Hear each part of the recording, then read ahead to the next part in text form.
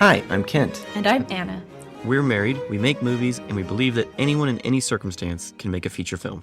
Welcome to the Feature Filmmaker Podcast. If you want a career making movies, you're in the right place.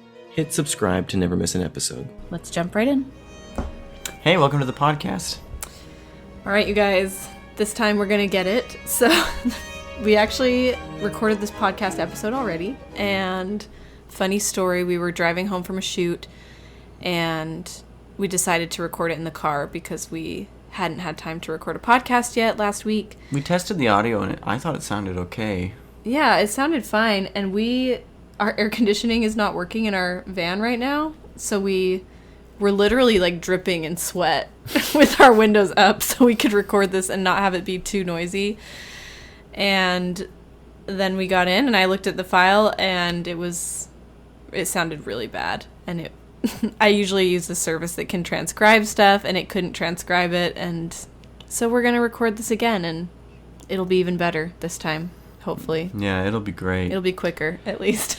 So, quick updates before we jump into this movie club episode, which we'll get into that. Right now, in terms of updates with us, we are still not edit locked on our feature, which although we should have a colored trailer very soon. Yeah, colored trailer will be done maybe this week. Anna is leaving me on my lonesome. I think that was like mixed idioms there. She's leaving me alone. She's going to a business conference and it's in California and I am going to be alone. So we might be able to have that up and running finally. And then that's been a long time. Things are slow when you're kind of push and post alone with no budget. But the film itself, I think, has experienced some major renovations, and it's kind of cool. Actually, I was just doing a watch through tonight, and I feel like it's looking pretty good. I'm surprised. I thought that some of the changes we were making were going to... I thought the beginning was working really great. And then I thought that we were adding stuff into the middle and kind of just shuffling around things. Overall, we've shortened it. I thought it would become, disproportionate and maybe lag a little bit before we get into some things. Maybe it does, but I think it stays really interesting. I don't know. You'll have to see it. You were gone, so. Yeah, well, more V's equals more Q's is what we say, so we just keep making more and more versions equals higher quality is the idea.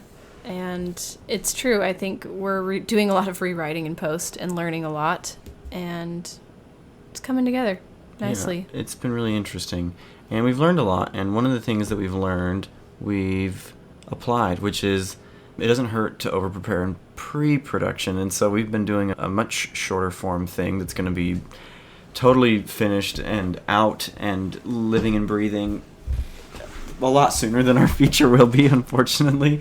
But we're doing a sort of a tourism ad for our city, which we were hired to do. And that was all sorts of interesting twists and turns. I think we've mentioned it on the podcast. But one of the interesting twists was that Anna ended up acting in it, which was like not originally planned, but turned out to be like super fun and interesting.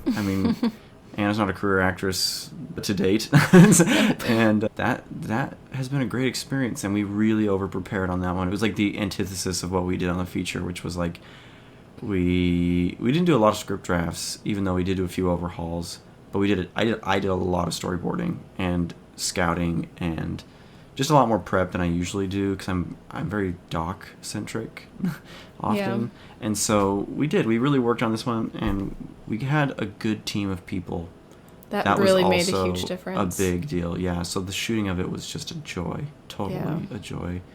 And it was fun, and it came together, and it felt really big. And we just sent a really, well, I wouldn't say really rough, but it was kind of a first draft of the edit with like temp color and sound to the client. She was thrilled. The client's really, really, really excited. So that always feels good. Yeah. But yeah, that was an interesting one. I don't know if we'll share it if it's relevant to share on the somewhere. Yeah, maybe on not an email this, or something. Maybe not this episode, but I would encourage you guys to analyze your shoots as you do them, because if you are shooting short form content or more regular stuff, it's always good when we have a really bad shoot. I like to sit down and say, okay, what did we learn? What worked? What didn't work? And Right. what are we going to do differently? Well, and that's like a post-mortem that they do in like Hollywood and stuff, which are kind of scary sounding to me. Yeah, but it's also great on a shoot that works really well, and that's what we've been doing, which was unexpectedly extremely enjoyable. And so we kind of have been going through and saying, okay, why did this work so well? Why did it feel so good? You know, a lot of that had to do with the team and the preparation, and so we're just learning what we do want to keep doing Yeah. from that. A really safe environment on set is like to die for. Yeah.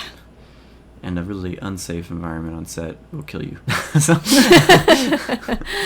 so, yeah, anyway, lots to learn. And Yeah, finding lots. those people is like gold. It's like worth each one person that you're like, okay, I found someone who can DP. Or I found someone who's like a good PA even, like, or a good Yeah. actor that I like to work with. Like, We're always so man, excited when we find one more person that It's we like, love working with. oh, this is great. Like, finally, like, it's hard. It's hard to find, and maybe we're just really hard to work with. But I think Maybe. I think a lot of great filmmakers. I'm not necessarily throwing myself into that club. Maybe one day someone else will. But I think a lot of great filmmakers have expressed that. So I say great Yeah. filmmakers because it makes me feel better about myself. That it's okay if it's hard to find those people. It doesn't mean you're terrible. I think it's just normal. It's like, Well, it's good to making friends is hard too sometimes in school, you know.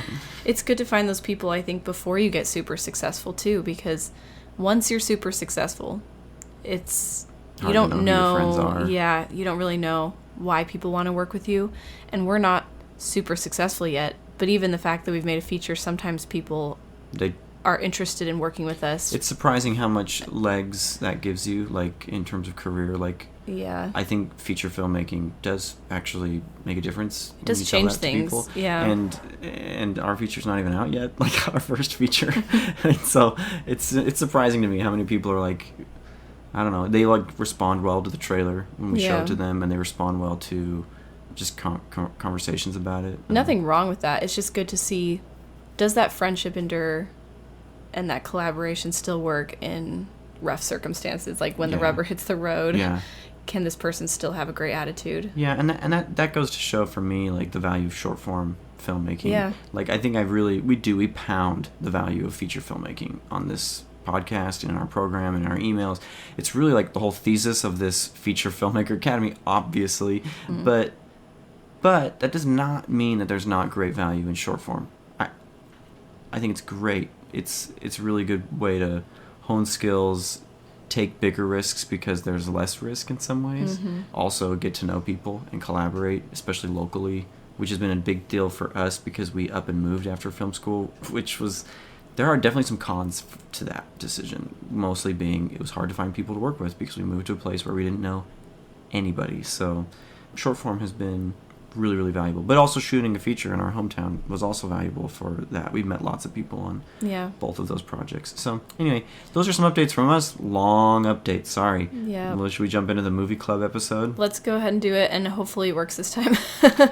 Yeah, so Movie Club, for those of you who aren't familiar, is a series where we pick a movie every month to watch together and discuss on the podcast. And so we're going to discuss it. We'd like to encourage you guys to discuss it with friends and family, whoever you watch it with, or, send us an email and join in the discussion with us personally. We love to talk about films that we love. And this month's film is called City Girl. It was made in 1930 by Murnau, F.W. Murnau. and he is a legend.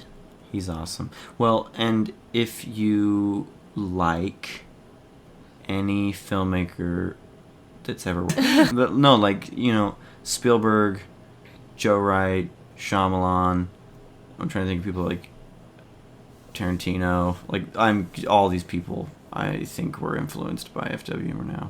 Well, yeah, he kind of started a huge movement. He was from Germany, and he kind of started the first sort of German expressionism was coming from his influence, and he moved the camera a lot more, and he was really, like, innovative and and did things that people had never done before. So in the context of the time period, it's really incredible. And there were other people who pushed camera movement in France and in the United States, but man, Murnau was better at it. I feel like when I watch films from like the 20s and 30s, there are people doing it, but he was really, really good at it. And I think he had a heavy influence on the vocabulary of film movement, of camera movement, I mean, that we take for granted now. I think he was laying a lot of groundwork. So when you watch it, it feels way ahead of its time, I think. And City Girl is not so much as sparse on title cards as other silent films of the era. But when he made The Last Laugh, for example, that movie was... I don't know if it had any. Had one. Like at the very title end? card. I don't remember where. I just remember them saying there was one. One title card? Yeah. I can't remember. I should rewatch I've it. watched it years ago, but it's truly remarkable. It's told totally visually. So, you know... He's a master visual storyteller. He knows how to tell a story without needing tons of dialogue. So that it's really great. And so we watched that film. You can watch it on YouTube for free. Whole thing's on there. And it's right there. It's really easy. Just search for it. And, Public domain. We'll probably have some spoilers, obviously, in this episode, but it shouldn't be hard if it's taking you nearly 100 years to get around to watching it. I mean, you can't blame us for spoiling it. So, yeah, so basic premise. I'll try and do better. The last time we did this episode, it was trashed. I went on way too long. So... A young man goes to sell his father's wheat in the city and meets a young lady who is waiting tables. She is the city girl, the titular character, and he needs to sell the wheat for a certain price. He sells it for too low, and in the meantime falls in love with this waitress, and they super, shotgun wedding. They show up home for their honeymoon, sort of like... What it seems like to me is that they get married, get on the train, go straight home, and the mother is very welcoming, but the father is upset that the wheat sold for too low, and he's also really suspicious of this girl who was written home about before they arrived, and believes that she is probably just trying to get something out of his son, and that she has ulterior motives, and he's really, really rough with her. And so that puts a huge schism in the relationship instantly in their marriage, which had just started, and they pretty much were already sleeping in separate rooms before they even had a chance to sleep in the same room. And so the big reason being is that he won't stand up to his father. And so you end up with that's kind of what kicks off the whole drama, and the film really becomes about not just her winning the father's approval and proving her worth, but also kind of standing up for herself. And a lot of the hired help starts to kind of put pressure on her and flirt with her, the hired help on this young man's father's farm. And anyway, so there kind of starts to become somewhat of a love triangle, but it's not like a traditional love triangle in that, I don't know, it's a little more dubious than the typical which one should I choose? It's not like she's torn between two guys. Tempted by the other guy, but it just looks like she's with the other guy, and her husband has to believe that she actually wants to be faithful to him, and and so it's they don't know each other very well yet. So there's a lot of themes of trust. I know that Anna, you talked about trust a lot when we watched this, and so we will get more into it, I guess, but that's the basic setup and general idea of the film. Yeah, so today we want to just talk about some of our favorite questions to ask about movies after we watch them is okay, what is the theme? What do you think the artist was trying to say with this movie? And it helps if we can back that up by some elements of the filmmaking and the craft. We like to talk about emotional moments, why they work, what we would steal from this filmmaker, what we loved about his approach, and even just takeaways from the film itself, whether that be artistic or craft related or just life takeaways. And the mission of these episodes is really twofold. It's to jump into great movies, right? And we want to share great movies that we watch. That's the most value we got from film school, I think, was just being exposed to movies like this. Yeah, and sort of getting a crack in the cement of film history, and we can kind of expand that crack because we know where to go now. We watched one Murnau film, I think. I think I watched one Murnau film. We watched The Last Laugh in film school. But now I can dig more into other films, And the other mission of these episodes is to model a type of conversation that we can have any of us, right? After watching films or engaging with media, literacy is a big thing for us, and we really feel like media illiterate people make bad media, and so we really need to learn to question the ethics and morality of our media and our films, but also just like not just like put them on the hot seat, but also just derive as much meaning and value out of them to enrich our lives and experience the most joy that we can. Sometimes we watch the films and we just kind of consume them upon our lusts and spit them out. Sometimes we consume greatness and we don't chew take it 5 minutes. We to chew it think too about fast, you know. Yeah. It's like we chew it so fast, and then Netflix or whatever streaming service says, "Okay, quick, play the next thing, binge the next episode." And so anyway, what do you think, Anna, was one of the big themes that stuck out to you? What are some of the messages that you're deriving from this story and the experience watching the film? So, I know I talked about trust the first time we recorded this, but I've also thought about appearances. I think it's interesting that first impressions are often how we judge other people and decide whether or not we can trust them or what we think of them. And in this film, the main character, Lem, is that his name? Yeah. Lem meets Kate and is immediately smitten with her, which is sort of a first impression, but a positive one. And then he brings her home, and his father is immediately prejudiced against her. And again, it's sort of this, by her appearances, like, oh, she's like too pretty, and she's this city girl, and why would she be with my son unless she has ulterior motives? And so he doesn't believe that she genuinely would want to come live in the country, right? Most city girls would not want to, but we established early on, and by we I mean F.W. Murnau. I'm taking credit for this one. He establishes really early on this desire that she has to kind of get away from the city. I think she's kind of done being a little bachelorette, living alone in a studio apartment that's like right next to the tracks that are super loud, and like this hot, sweaty kitchen where she works her butt off and kind of isn't liked by her boss and everything. And so like she's kind of like romanticized the country, and this young man seems like an escape for her. And so she's actually really genuine. We know that, but the father really doesn't, obviously. Yeah, and I think that maybe a theme to take away is just the dangers of judging someone based on their appearance, basically, is the first thing you learn about someone. And I love that theme because I feel like how somebody looks is the least interesting thing about them. It's a good friend of ours said that. Yeah, and I love that. So it's true.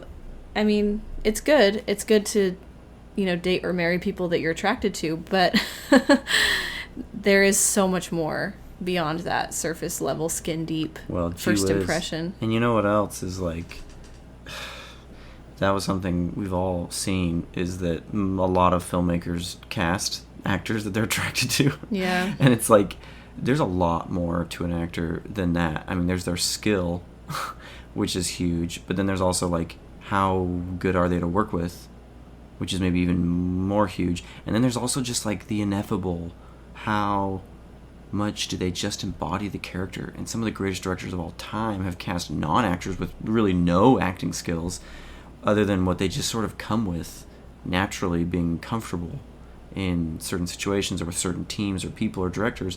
And I guess my point is that that's like all the stuff that's under the water, but the tip of the iceberg is, like you said, what they look like. And if we're choosing who we work with and who we live with and who we anything with based on how they look, or who we fight with even because of like our assumptions about them, it causes problems and a lot of contention that could be otherwise avoided. And that is something that definitely happens in this film. Yeah, so I think it's an interesting... Yeah. I'm applying it to film. But, no, it does apply nicely to film, I think. So what are some elements of the craft, Anna, that sort of back up your interpretation, I guess? And there's filmic elements like editing, cinematography, directing, acting, and then there's just like narrative evidence of your theme, which it always comes down to script in my opinion. But how do you feel like they drove home these ideas, at least when you watched it? Well, I guess the reason I think that was a theme is because of the way the characters responded to each other, which you can tell a lot about a character when you're writing.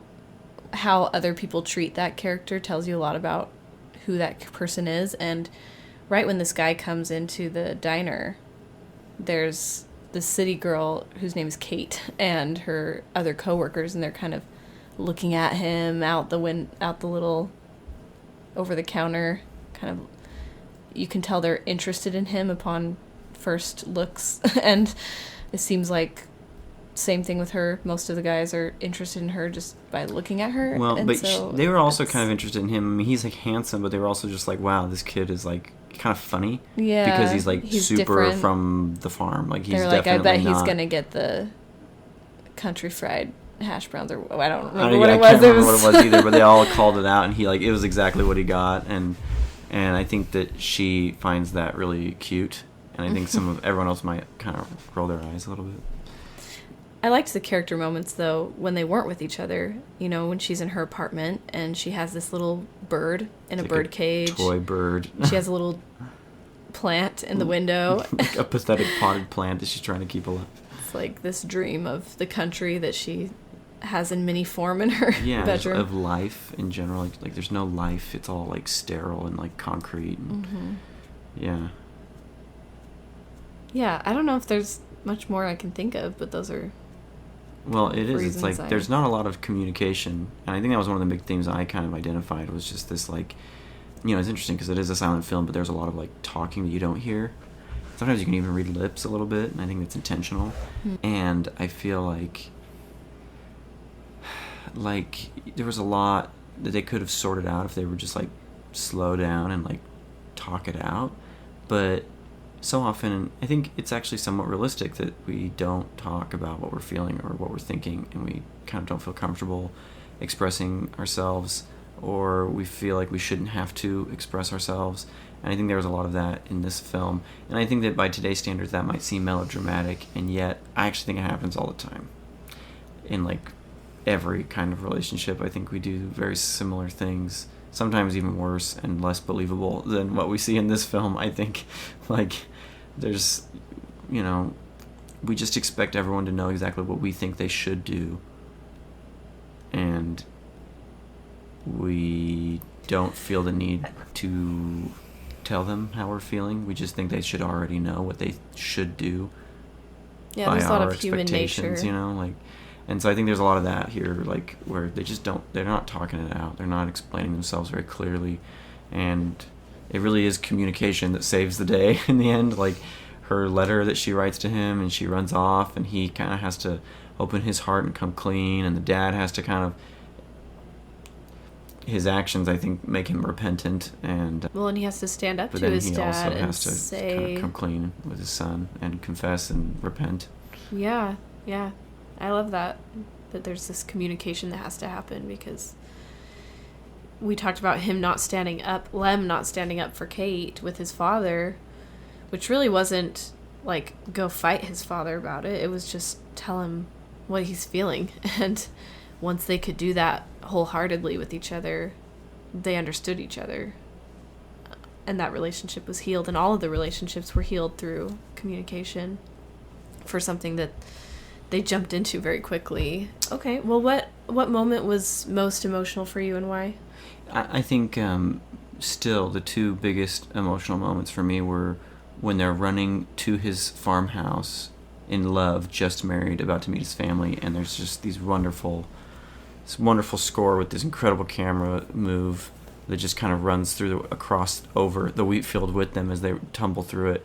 The acting there, I think, is interesting, because I think nowadays we would struggle with that as actors and as audiences, but these two actors just sell it. They just sell it right through the roof. They just kill it.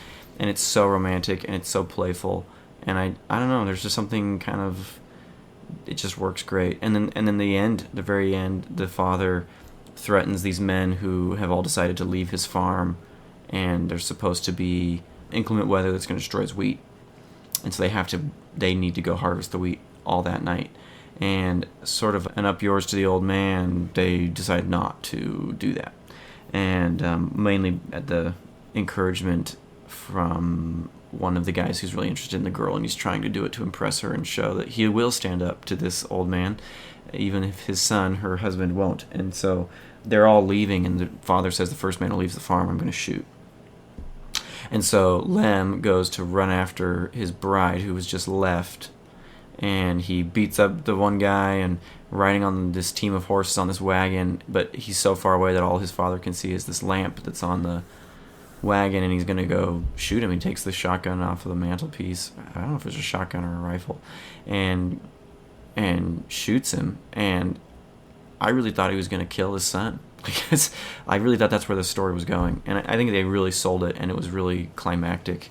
I thought that was all earned and sold well. Yeah. And I think it was interesting. I thought even afterwards, like, oh, were they, like, too scared to end the movie sad? Like, would it have been more, like, thought-provoking if they would have actually had him hit his son? In the end, he just shoots the lamp. And honestly, looking back, I'm like, no, I think that would have just been sad for sadness' sake. Like, just for, like, I think that would have been the punky thing to do. Which, back then, and nowadays, even when you have a lot of money on the line, that would be riskier. It's hard to know. But I don't think there would have been much point in doing that. I think it would have been like, oh yeah, don't be mean to your son when he brings home a new bride that he just met. It's like, I don't know, good theme, I guess. But this one, I think, has more to... I think there's more to gain and glean from it, the way they did it. That he has to repent and kind of realize... You get that sense that he did go too far, and that he let his anger take him all the way to this extreme of kind of losing his mind. And that was, I think, one of the big themes for me in the film was control. I think about this a lot, but it's this father who's trying to control his son. It's this son who has to kind of take responsibility for his own life and grow up a little bit. And he has to take responsibility for the relationships that matter the most, and he has to realize that this new bride is a more important relationship than that of his parents. And it's time for him to kind of leave his father and his mother and cleave into his wife, and they become one flesh and their own thing, and he kind of says, we're going to strike out on our own. And we're going to go now, Dad. Like, we're going to leave. And it took him a while to kind of do that. And I think that's the real arc of Lem, is that he needs to learn enough self-respect and realize that he's an adult. And it's in some ways, it's a coming-of-age story. A coming-of-age story that happens after marriage, which is really interesting, I think. Yeah. It's this... I don't believe that in real life many of us come to age. I think nowadays coming to age is like... We tell these narratives like, oh, when you're 15 or 16 and, like, you go try drugs and have sex and, that's coming of age. And I'm like, well, first of all, that's not everyone's experience. And second of all, that doesn't actually make you mature, right? I actually think that marriage and parenthood, this film doesn't really explore parenthood from that perspective, but it does from his adult son and this older man. I think that is a coming of age experience for sure. Like, that actually I think brings more, kind of forces you to grow up and take a maturity upon yourself. Having a child is like, we've watched many of our friends go through that change, and their art always shifts it significantly. does. It changes the work that they do, actors, the way that they act and the way that they approach their roles. It's like a visible shift when you become a parent. It's hard to explain why. It's not always necessarily like, oh, you're better or worse. And everyone brings really interesting, unique things, even people who aren't parents or aren't married, to roles. But I have noticed that there's a shift that happens. It's just inevitable that as a person, your emotionality and your depth, not just your access to your emotions as an actor, but even just your skills, I think it just makes you really, really aware of, like, humanness. I mean, because first of all, because these babies are just, like, the most impulsive people on the planet, and also because it makes you into a baby. And so I think it just makes you really aware of, like, that maybe lower brain animal side of humanity, but also, like, that sacrificial higher brain side of humanity at the same time. Like, you get more familiar with both, which as an actor and as a storyteller, I think, and as a writer and as a director, like, that always is, like, I think really informative. Anyway, but my point is, I guess, with, like, this most emotional moment at the end, I think there was just a lot to learn, and I think they chose the right story decisions. At least it worked for me, and I think there's a lot to learn there. Yeah. And I guess if I was going to follow that up with, like, craft and how they did that, I think that obviously a lot of the camera movement really added to the craft, because he didn't use a ton of camera movement, even though he's, like, known for it. But at the end, it was just this really thrilling tracking shot of him, like, racing on this team of horses, and the light and cinematography and everything. Even just pulling the gun off the mantle, which is like Chekhov's gun, right? If there's a gun on the mantelpiece, right, it has to go off in Act 3. It's a very Hitchcockian. Well, that's another person who was definitely influenced by Murnau. It's a very Hitchcockian shot when his hand, close up, grabs this rifle off of the mantle.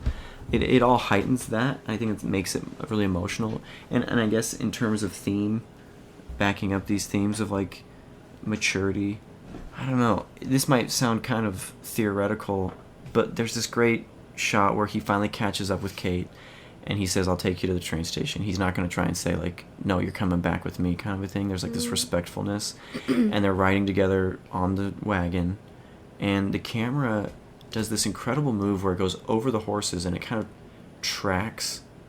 I mean, it's moving along with them as they're moving through space, but then it also tracks across the two of them. So it kind of moves from, I think, her side of the wagon to his side, and there's just sort of this feeling of a turning moment. You know, this this feeling of like,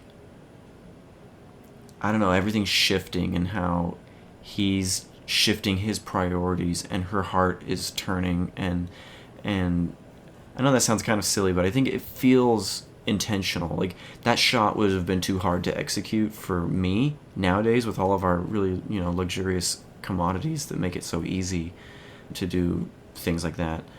It would have been a difficult shot to get now. Yeah. And how they did it is astonishing, I think. Like, the complexity of getting that shot, meaning it would have been too hard for it not to have been intentional. I don't think they were just showing off the camera move. It felt very emotionally well placed and important to the way that this person was articulating their feelings and thoughts. And so, yeah, anyway, some craft there that kind of stuck out to me on a very, very minute level. Yeah, there are definitely some powerful moments in this film, and we first actually saw that scene where they run home after they're married through the field in film school. We had a professor, Dean Duncan, who showed us that scene, and you know, I've forgotten a lot of things that I saw and learned in film school, but that one really stuck with me and was really emotional for me, and I feel like it's kind of magical. I still don't really know how they got that camera moved. To me, it looks like, I don't know, a cable cam or something, but it's just cable gliding. Cams would have snapped back then, I think. Like, that's why it's magical. I don't know how they did it, but it's probably just a huge crane on a big dolly, but it's floating over the wheat, and but it's so well executed that it's kind of amazing. It is amazing, and they're just running with this. The acting also in this film is incredible, and I feel like these actors are so expressive. Get over the 18, 20 frames per second look of the 1930s. Get over it. Get over the silent title card stuff. We really need to grow up if you're going to be a filmmaker. I think you need to kind of grow up and get over, like, oldness. And if you think that, like, movies made in the 80s are old, like, there's almost a century of tradition even before those, you know? And so take how much they're saying without saying a word. Yeah, and look at the acting. Like, if you don't think it's good acting, then you might need to, like, reconsider what your judgment standards are of acting. Like, because I really do. I think that people look at it and they go, oh, the eyeshadow is really dark, and the frames per second makes everything look like a little bit fast motion, and it makes me think that it's all kind of hokey. And yet, I don't think there are actors nowadays with this particular set of skills and talents that people like these actors in this Murnau film, Chaplin and Buster Keaton and others. They just don't exist. Actors with the I don't know if I would say they don't exist, but it is incredible to watch. They're amazing in other ways, and there's all sorts of great actors, and I think the medium has progressed. I'm not going to say that there was a golden age and that will never be as good as that, but their skill set was different. It was a different set of skills for a different, not a different medium. It was the same medium, but the medium was different. It was it was an earlier version silent. of it. Yeah, and it was silent, which makes you have to kind of act differently. But the craftsmanship is still just, I think it's astonishing, and it's so emotionally true. Like, yeah, it really is. And I could great. relate to it. It's not like we ran across a field after we got married or anything. We did run across a parking lot. And you dropped me on my face. I dropped you on your face and gave you road burn on your face the day before we were going to take pictures of ourselves. Yeah, maybe that was the closest we got to our... It didn't quite feel as wonderful. Floating across they the also field. fell, but it was a wheat field, so it probably felt better. That's true. Ours probably felt the same until my that face very hit moment, the pavement. which was about 3 seconds after I caught you. And then we had and bridals pictures the next day. Yeah, that was while we were engaged. Maybe that's why we like that scene so much. Maybe, because we're like, oh yeah, that's how it feels. You're just we're like living out the fantasy that we'd never wild quite and got crazy. to finish. Like, Or we finished it just in a different way. Ours was running the and falling and tragic ending. But then they stand up and they brush off, and they're like, he's brushing her off and she's brushing him off, and they're trying to be like, oh, we have to be presentable now. And so Go meet the future. That I was guess the in-laws. relatable. Anyway. Yeah. But anyway. yeah, so what would you steal, or what was your biggest takeaway? Just to wrap this up. On the one hand, we all talk about Murnau because of his camera movement. But I would probably try and steal a couple things. One is actually how reserved the camera is in comparison to a lot of today's cinema, where everything is constantly moving, whether it's handheld or pushing or pulling on, tracking on a dolly, or floating on a crazy steady camera rig or whatever. The movements that he chose were really precise and exact and particular. There's all sorts of filmmaking and all sorts of reasons for different approaches. And, like Malick moves the camera almost incessantly. But that's for different reasons. It's not because it looks neat. It does look really cool, though. But, like, when he does it, at least. Not always. But I don't know. With Murnau, I just kind of, like, it was like, what if I was just more careful about it? The other thing I think I would really pull from is just how simple the story is. The story is so simple. And there's not much to it. It's like they meet, they get married, they show up, there's like a disagreement, some other guys show up, and there's these characters. It all seems so simple, but I think writing a story that simple takes a lot of work, and it takes a lot of discipline to be like, okay, I could take it all these places, but how do I just keep the whole story at home? Mm-hmm. And keep it at home, and keep it about this family, and keep it about this, and yet still make it like melodrama. I mean, like, I'm not a total fan of melodrama, but this was pretty powerful. I don't even know if it fits my definition, and it's not my definition, I guess the definition that I hold or agree with, subscribe to, of melodrama, which is that the characters are morally polarized. I don't know if these characters are all morally polarized. Some of them are. I mean, the good guys are pretty good. The one bad guy, who's kind of a jerk, is pretty unredeemable. But the dad is a pretty nuanced character. I mean, he's interesting, in my opinion. Yeah, I just think it's drama. I don't think it's... It's dramatic. It's dramatic in all the good ways, in my opinion. And so... But it's simple.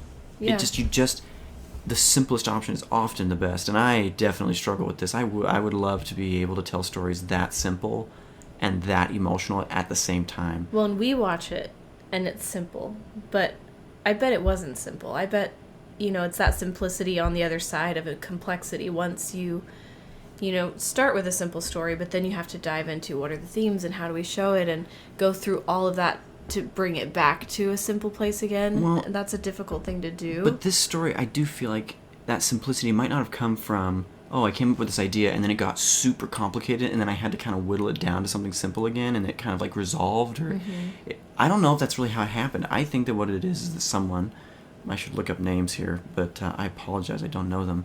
The writer of this particular film, I'm guessing, or writers, I don't know, had a grip on the craft enough to this point, and this might have even been a script that was adapted.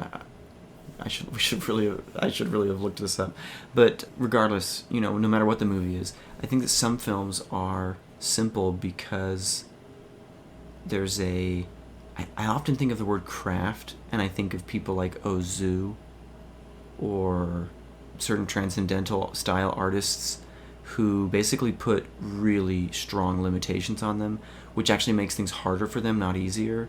But those limitations force them into like a simplicity that makes their voice a little stronger, I think, a little clearer and more precise. It keeps them from wandering off, not that like digressiveness can't be productive, but like it keeps them from wandering off into just forbidden paths where we start to indulge in our sort of creative fantasies and just sort of do whatever we want and kind of make Gremlins 2 or something stupid. It's like we are really, hopefully I didn't offend anyone there, we are really kind of locked into something tighter, and I feel like this story was very like, we just begin in the city, we go home, and then we just stay there. We play out the drama with a small cast of characters on this farm, and yet it feels really thrilling. And it's not a thriller per se, but there's moments that, are almost Hitchcockian, like I said. And so when I think of craft, I think of that simplicity, and it sometimes comes from just a ton of work, like simplifying at the end of the day. But I think sometimes it also just comes from self-imposed limitations. Yeah. And that's, I think, the thing that I want to learn how to do is just say, look, I'm going to tell this story, and I know I would love to do all these cool symbols and all this crazy lighting and do all these crazy camera moves or do all whatever I want, and just say, no, I'm just going to, like, go hard on the limitations and just be a craftsman, you know, and hold myself so hard to these rules that are arbitrary, right? There's no truth or better or worseness about these rules. It's just the obedience to the rules that kind of gives it such a voice, you know? Yeah. You know what I mean? And I feel like with this, the script was a very disciplined script. It was so simple. And I think that takes a lot of discipline. Yeah, that's so interesting. I've been thinking a lot about things that feel like constraints, but actually open up the world. It's hard to explain, but it's just this expansiveness, and how I feel like most things that are expansive feel like they are constrained. Maybe this is too complex or they begin with talk a about constraint, right now. And then that kind of leads to an expansiveness. Yeah, I mean, I think about it in, like, geometric terms. Like, if you have a small circle inside of a large circle, it makes sense that you would think that the larger circle is the more, it's, like, broad, so it seems like it would be more expansive because it covers more ground. But if you grow that bigger circle, the circle that's smaller and more central and core on the inside doesn't move. Like, it doesn't change size. But if you find something that is constrained and small, but it's, like, at the center of everything, and you expand that, then everything else expands with it. Maybe, again, this is probably, like, over, I don't know, complicating this podcast episode, but I'm trying to understand. I think I get it. I just feel like in a lot of things, like with our religion or marriage or film, what seems like a limitation or a constraint is actually something that, once you can learn to work within, expands your capacity to do everything else. Mm-hmm. Whether that's your capacity to love or to tell stories or be resourceful or yeah. And I think that at the same time, it's that idea of, like, focusing on, like, the very, very, very few things that are most important, and then that expansion naturally happens. Like, because you've, like, when you say that, I imagine, like, the center circle being, like, there's a big circle that's, like, all sorts of interesting good things, but then there's that center one that's just, like, very few of the most important things, and you hone in on that little circle, which is a constraint to hone in on a small circle. Right? Yeah, like, you're like, okay, I'm not gonna, you know, I'm not gonna set this thing apart, you know, sort of like focus hard on the most important, and then all that other stuff sort of is, like, it is referenced and added unto There's it. A ripple, you know, like, effect outward. It's natural that all ends up being a part of a good true story, because good true stories sometimes feel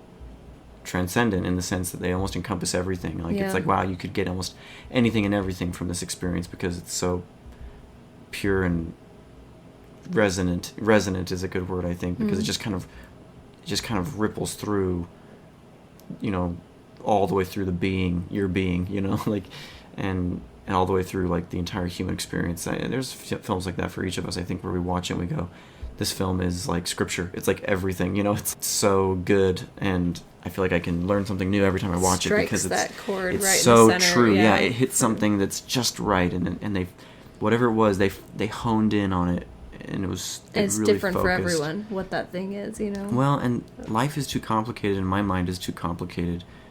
I need those limitations. I need to be able to, like, just say, look, I know it's so hard not to want to talk about other things and explore other stuff that I could explore, but I've just got to, like, really hone in on, like, just this one idea, and really, it's got to be something that it's a big part of myself, and then just the way I'm going to do it, you know, even, like, from a craft perspective, like, I'm only going to use these kinds of shots, or I'm going to put these arbitrary color limitations, or whatever, you know, like, and just say, like, this is the craft, this is how I'm going to approach this, and then you just force yourself to do it, and it lets everything kind of, like, you know, it gives it a, you know, you can't have a resonant note unless the pitch is perfect, but if the pitch is all over the place, there's no resonance, you know, if it's wandering, so it has to hone in on something very specific.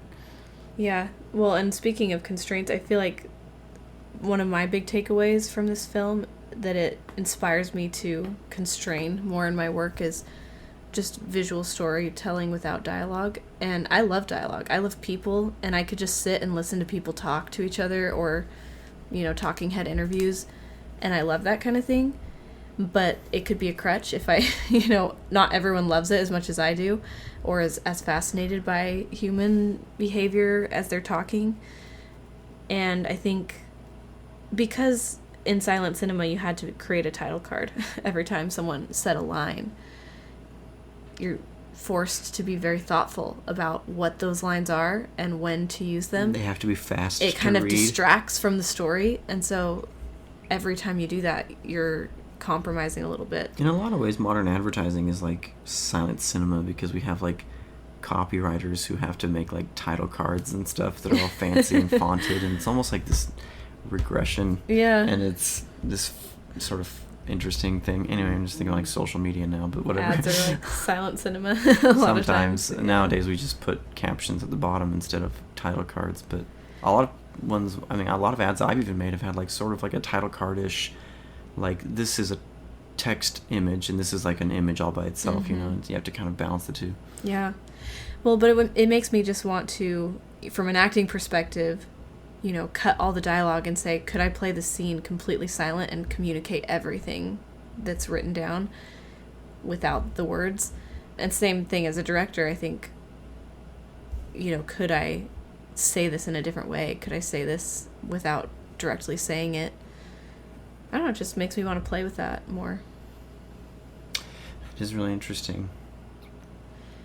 And he does that very well, so check it out. It's on YouTube, and I could link to it in the show notes. The YouTube looks like it's like 2 hours long, but it's actually 90 minutes. Yeah, they replay the beginning at the end for some reason, but it's just start it and you'll know when it's over. It'll be very obvious, and then... If nothing else, just watch them like run across the field. Watch that one shot. Stop. Watch the whole thing. And but yeah, and in closing, do we want to talk a little bit about signing up for a consultation call?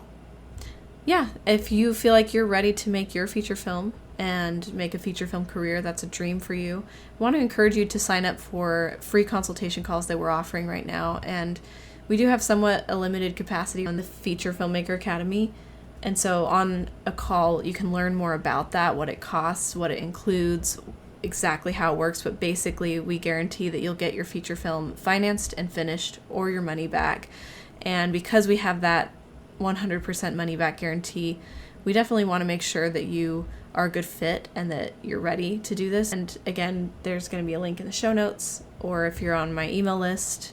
If you're not on my email list, hop onto invisiblemansion.com/free checklist, and you can download our very popular free checklist resource. And we have a little a link in the bottom where you can sign up for your call there too. Yeah, these are super valuable consultations. We're just trying to create as much value for filmmakers who really want to get into feature filmmaking, and so it definitely is something that we feel like a lot of people have enjoyed and found a lot of value in, both the checklist and the consultations and the academy. I'll talk to you soon. Bye. Thanks for joining us today. If you like what you're hearing on the podcast, you'll love the Feature Filmmaker Academy, a program designed to teach anyone how to finance and finish a feature film. There are many resources teaching you how to do a great job, but what they don't teach you is how to get the job in the first place. You cannot have a career making feature films until you've made at least one. Anyone can make a feature film using our proven model. It's risk-free. If you follow all the steps in the program, you'll finance and finish a feature film, or we'll give you your money back. Learn more at invisiblemansion.com/feature filmmaker, or click the link in the show notes. If you find this free resource valuable, we'd really appreciate it if you leave us a review or share it with another filmmaker. We'll see you next time. Bye.